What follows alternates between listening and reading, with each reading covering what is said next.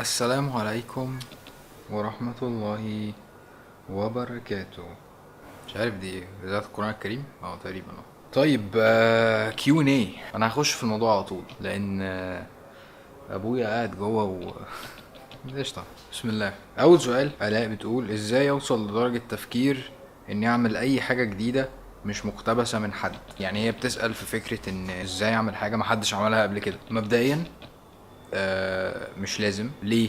لان اصلا فكرتك اكيد اتعملت قبل كده. كل اللي انت بتعمليه ان انت بتشوفي الفكره وبتحاولي تاخديها وتأقلميها عليكي وتخليها تبقى ايه، كاستمايزد عليكي انت. مثلا انا مش اول واحد اعمل فلوج في العالم ولا في مصر على فكره، بس لما خدت فكره الفلوج من بره او لما خدت فكره الفلوج من حد اجنبي خدتها وعملتها بشكل يبان ان انا اول واحد اعملها، بشكل يبان ان هي بتاعتي انا وشخصيه بالنسبه لي كل الكلام ده. فمش شرط خالص ان انت تعملي حاجه تبقى بتاعتك انت بس وانت اول واحده تعمليها في العالم. ليه؟ زي ما قلنا، لان في الاغلب مش انت اول واحده تعمليها في العالم ولا حاجه. حسام محمد بيقول يعني ايه ايديشن وازاي اقيم اي فكره مشروع كويسه ولا لا، وهينفع اطبقها في مصر ولا لا. حلو قوي. ايه هي الايديشن؟ الايديشن دي خطوه من ضمن بروسس طويل قوي في ان انت اصلا تديفلوب برودكت ناجح. فايديشن دي اول حاجه خالص. ايديشن ببساطه جايه من ايديا، ان انت دي فكره فانت عايز ازاي تتوصل لفكره حلوه دي بتاعتك انت. اللي انت بتعمله ان انت بتبرين ستورم جدا جدا في الوقت ده. يعني لو انت عايز تعمل مثلا مطعم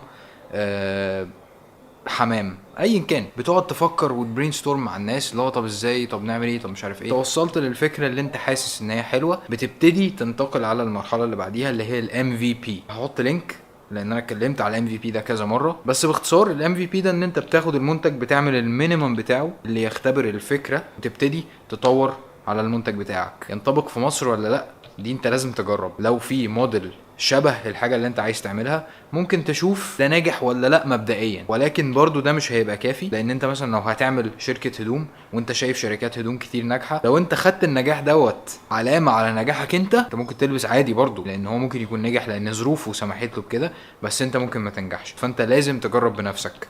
بس مريم بتقول بتعمل ايه لما تحس بكسل بملل انك مش راضي عن نفسك؟ ايه اكتر حاجة اتعلمتها ونقلتك نقلة كبيرة في حياتك؟ لما بحس بملل وكسل والكلام ده كله بستوعب فكرة ان لو انا ما عملتش الحاجة اللي انا هعملها دي هكتئب بعديها لان انا ما عنديش منتج. يعني مثلا دلوقتي الساعة 2 بالليل وانا كنت مسحول سحلة السحلان طول اليوم، ولما كنتش صورت الفلوج ده وانا عايز انام وكل حاجة ولسه همنتج بعد كده ومش عارف ايه، هصحى الصبح ما عنديش منتج اوريه كده للناس والناس تتبسط بيه ويلا بينا وعاش وبتاع، وانا نفسي ابقى سعيد جدا الحمد لله وكده، هبقى زعلان، هبقى حاسس ان انا ما عملتش حاجة. اتفضلي خش. اتفضلي. قطة خايفة تخش عشان انا موجود. ايه الحاجة اللي انا اتعلمتها وفرقت معايا جدا؟ انا حاسس ان الانجليزي فارق جدا الحمد لله. يعني حاسس ان هو بيفتح سكك وبيفتح مدارك، بينور كده يعني الحمد لله. دي حاجة. الحاجة التانية الهندسة فرقت جدا جدا الحمد لله بفضل الله. يعني بتخلي الواحد يعرف يعني يبص على الدنيا بشكل كأن الدنيا ماشيه بسلو موشن شويه كده يعني. والحاجه التالتة اللي فرقت معايا، اشتغلت سيلز فتره كبيره من حياتي، فعلمتني ازاي اتعامل مع الناس واتكلم معاهم و... وافهمهم اصلا واعرف ابيع لهم. مش ابيع منتج، ابيع فكره عموما. لو عندي فكره ازاي اقنع الناس بيها. احمد مختار بيقول ايه هي الحاجه اللي لما بتعملها بتحس انك جامد جدا؟ الحاجه اللي بحس ان انا جامد جدا وانا بعملها لما بقعد بعد ما اصور الفيديو واقعد امنتجه واحس ان الحمد لله، يعني الحمد لله بفضل الله. لو ناس كتير قوي معاها نفس الفوتج مش هتعرف تعمل نفس الفيديو زي ما الحمد لله زي ما انا بعمله. طبعا يعني ايه، الواحد يشكر ربنا، ما هياش مش فخر ولا حاجه، بس هي شكر يعني وتقدير وحمد لله سبحانه وتعالى. احمد شومان ممكن يا حازم تحكي لنا ازمه او مصيبه حصلت في حياتك وايه كان تاثيرها عليك وتعاملت معاها ازاي؟ اوف، سؤال تنيني. ازمه حصلت في حياتي، ادوس باوز عشان افكر شويه. سبحان الله وانا قاعد بفكر كده حسيت ان مهما كبرت المشاكل في الحياه عموما، مهما حسيت ان انت عمرك ما هتعرف تتخلص من المشكله دي، بتوصل للنهارده مثلا اللحظه اللي انت فيها دي، والمشاكل دي مهما كبرت ومهما عملت ما بتاثرش عليك دلوقتي زي ما انت كنت فاكر ان هي هتاثر عليك. يعني مثلا لو في حد مات عندك في العيله، ربنا يحفظ الناس يعني. لو عربيتك حصل فيها حاجه، لو بيتك اتسرق، لو اي حاجه حصلت وحشه في لحظتها، بتحس ان انت يعني مفيش، عمرك ما هتعرف تعيش بعد كده اصلا. وبعد كده بتيجي بعديها باسبوع، شهر، سنه، 10 سنين، تبقى مجرد ذكرى صغيرة جدا جدا جدا في الحياة، سبحان الله، وكأنها حتى ما حصلتش. معظم المشاكل اللي بتحصل لنا بنيجي نفتكرها بنضحك عليها بعد كده، سبحان الله. عشان كده ربنا سبحانه وتعالى بيقول ان هو لو جاب أبأس أهل الأرض وأتعسهم، أكتر واحد اتسحل في الأرض، ويغمسوا كده غمسة واحدة بس في الجنة، أنت متخيل يعني إيه غمسة؟ ويسألوا هل رأيت بؤسا قط؟ شفت أي تريبات في حياتك؟ شفت أي مشاكل في الحياة؟ مستوعب يعني ده ممكن يبقى واحد ولا عاش في بيت في حياته، دايما قاعد شحات في الشارع معاه ولا اي حاجه، ووشه متشقق، وعمره ما استحم، انت متخيل؟ وبنته اتقتلت، يعني ده ممكن يبقى اكتر واحد مسحوق يعني، فاهم؟ ويقول لك لا والله يا رب ما رأيت بؤسا قط، ما شفتش اي حاجه وحشه، اي حاجه خالص في الحياه. تغريد: انت مع جواز الارتباط والمصاحبه ولا الصالونات؟ وبقول السؤال باسمي يا حازم لو سمحت. طبعا انا مع المصاحبه يعني، اكيد طبعا. عشان كده عملت فيديوهين قبل كده انا وحسام بندعو فيهم الناس ان هم يصاحبوا، وروح وتعرف على البنات اللي انت عايزهم كلهم. وممكن تصاحب 4 في نفس الوقت، مش انت ينفع تتجوز 4، فانت اذا ممكن تصاحب 4 عادي جدا، صباح الفل يعني. طبعا انا بتريق عشان محدش يفتكر اني بتكلم جد ولا حاجه. اكيد وش مع الجواز العادي الطبيعي جدا. فكنا من كلمه صالونات ومش عارف ايه، هو العادي الواحد بيروح بيشوف واحده عجبته في الحياه عموما، في الكليه، في اي مكان. طبعا ما يبقاش مبحلق اللي هو دي عجبتني، هنعمل ايه بعد كده؟ هنشوف راجل في الحياه عندها اخوها، ابوها، خالها، نكلمه نقول له والله انا في واحده شفتها عجبتني، ممكن نيجي نتكلم. ويقعدوا يتكلموا عادي جدا، لو عجبوا بعض يستمروا، ما عجبوش بعض خلاص. انت اصلا اي علاقه في حياتك شمال انت بتبتديها بكده، ان انت بتروح واحده عجبتك مبدئيا، يو لايك هير يعني، وبعد كده بتروح تتكلم معاها، بتلاقي ان انت قشطه في سبارك ولا في اي حوار، فبتقول يلا بينا. فانت واقعيا الناس اللي بتدعي ان ايه، ازاي هتعرف عليه في اسبوع، ازاي هعرف اقرر في شهر، ازاي مش عارف ايه، انت اصلا بتبقى مقرر على فكره من اول مثلا مرتين، مش بس دي عجباني، لا ينفع اتجوزها ولا لا. والبنات بيقرروا من بدري قوي، ممكن تكون اصلا مقرره من ساعه ما ابوها يقول لها وهي ما شافتكش لسه يعني. فما نافورش على نفسنا ونحسس نفسنا ان الحوار كبير قوي، وازاي ومش ازاي. لا عادي جدا، انت بني ادم قدامك بتشوف تتكلم معاه، والله في قبول، بني ادم محترم ونضيف، نقبله. مفيش، شكرا يعني، فرصة سعيدة وانت راجل محترم انك جيت من الباب، وصباح الفل. الجو الامريكاني ده هالك جدا جدا يعني، ما هواش حقيقي، هما بس بيرسموه ان هو جميل، وان انت تعيش مع الجيرل فريند بتاعتك في بيت لوحدكوا لمدة 6 سنين وتخلفوا وبعد كده تبقوا تتجوزوا. ايه اللي بينجح في الكلام ده؟ نسبة الطلاق في امريكا ده اذا في جواز اصلا اكبر بكتير قوي من الحياة، فالحمد لله على الاسلام يعني. ليندا ادم جوشوا: معرفش ازاي. اذا كنت في زمن مضى، أقصد الصحابة رضي الله عنهم، أي منهم لوددت أن تكون؟ أبقى مين من الصحابة؟ سؤال صايع قوي.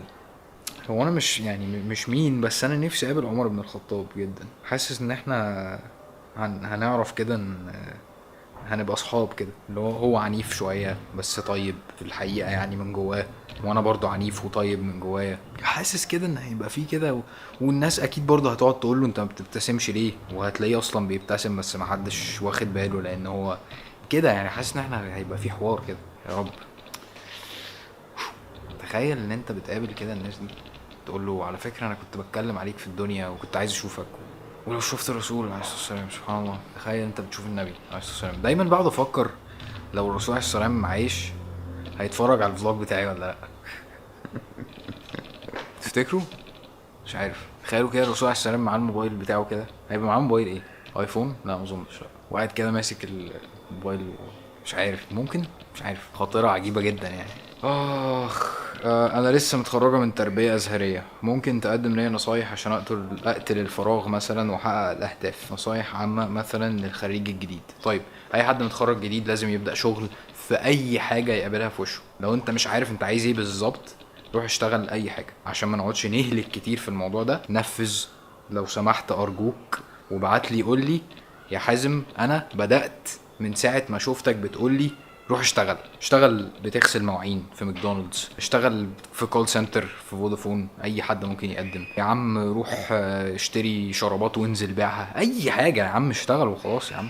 ندى محمد بتقول يعني ايه ملحد، وليه دايما الملحد بيكون مسلم مش من اي ديانة اخرى، وازاي يبقى عنده معتقدات زي مفيش ربنا وبيشكك في اي حاجة في الدين برغم ان هو اصلا مسلم وعارف ان في ربنا ودين وحسابه وعقابه كده. سؤال حلو قوي. لا، الملحدين الاغلب مسيحيين اساسا، لان الديانة المسيحية يعني بايظه، فيها حاجات بايظه كتير قوي والناس مش فاهماها، فاللي بيطلع اصلا بيتولد مسيحي ويبتدي يتساءل زي اي بني ادم طبيعي، بتيجي عليه فتره بيتساءل فيها سواء مسلم او مسيحي او يهودي او ايا كان، بيجي يبص على دينه كده يقول لك انا مش مقتنع. فاللي بيحصل عندنا بقى هنا في مصر او المسلمين عموما يعني ان انت كواحد مسلم، واتكلمت برضه عن الموضوع ده قبل كده، انت بتتربى على انك مسلم، بس انت واقعيا نتيجة التربية الخاطئة ونتيجة الاجيال اللي قبلينا اللي هم جدودنا اللي كانوا بيربوا اصلا اهالينا على فصل الدين عن الدنيا، فانت طلعت في حاجة اسمها دين وفي حاجة اسمها دنيا، انت فاكر ان ما ينفعش احصل على الاتنين. فلما بتوصل لمرحلة النضوج بتاعت انك بتتساءل الدين ده عبارة عن ايه، نتيجة ان انت مش عارف ومش فاهم، والناس اللي حواليك برضو مش فاهمين على فكرة، واهلك مش فاهمين قوي، ما بتلاقيش اجابات على اسئلة. بتلاقي الناس دي بتقولك ايه، انت بتسأل ليه، انت ملحد ولا ايه، اوتوماتيكلي بتفترض انك انا ملحد على فكرة. فمبدئيا عايزين نبقى عارفين ان الاسئلة، اي سؤال عندك في الحياة ليه اجابة، اللي انت بتساله هو اللي ممكن ما يكونش عنده الاجابه، ممكن يكون بيخاف فعشان كده بيقول لك ما تسالش الاسئله دي، بس كل حاجه ليها اجابه. انا بدعي ان معظم الناس اللي بتفترض ان هم ملحدين اصلا عندهم مشاكل نفسيه وعلاقتهم باهلهم وحشه وعندهم شويه مشاكل كتير كده، وفي الاغلب مهملين وانطوائيين وبتاع. فالالحاد ده نوع من انواع خالف تعرف، اللي هو انا ملحد. طب انت ما حدش اصلا طلب منك حاجه، يعني ما حدش سالك حاجه، فانت ليه جاي تقول ان انت ملحد الا علشان تقول يا جدعان انا اهو وانا ليا وجود؟ فهي بتبقى مشاكل اظنها نفسيه كده، واللي هو لو خدته وطبطبت عليه وقلت له يا ابني مفيش اي مشاكل والدنيا بخير وما تقلقش واحنا حبايب وبتاع، هتلاقيه بدأ يتكلم معاك ويقول لك يعني انا كنت بكلم واحد ملحد او بيفترض ان هو ملحد ومتغاظ ومتنرفز وقاعد يعني داخل فيا شمال وبتاع، اتكلمنا شويه بعد كده لقيته غاب فتره ما بيردش عليا، وبعد كده رجع بيقول لي معلش كنت بلحق المغرب. ف طب انت مش سائل انك ملحد ولا انت زعلان ولا ايه؟